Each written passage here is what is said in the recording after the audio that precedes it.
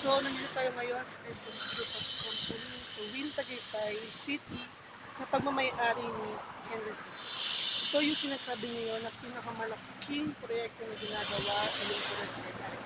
At pinakamalaking proyekto na pwedeng sumira sa imahe at tsura ng Tagaytay. Dahil alam naman nating lahat na ang Tagaytay ay kilala bilang tourist destination, bilang summer capital of the Philippines. Ngunit papaano na lang natin mapapanindigan ito kung mga tinatayong establishment tulad ng wind ng SMDC ay gantong kalalaki.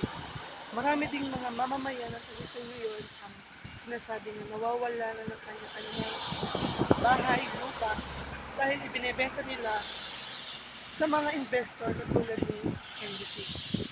Marami din nagsasabi na ang mga gantong proyekto ay illegal.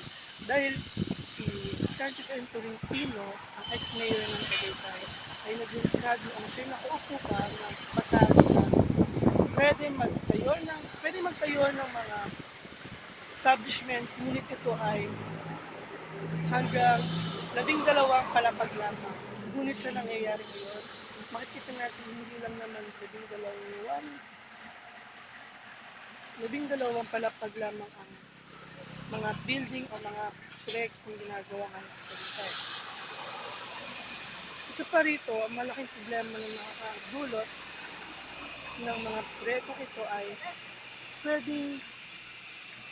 pwedeng lumaki ang polusyon o pwedeng magkaroon ng tinatawag na climate change sa Tagaytay.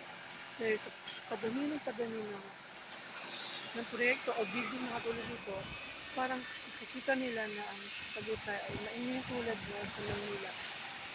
Ang malaking tanong ngayon, ang Tagaytay nga ba ay sa pagprogreso o sa pagbaba ng ekonomiya nito? Ako po si Raymar Torona, nag-uulat sa Selfie Balita.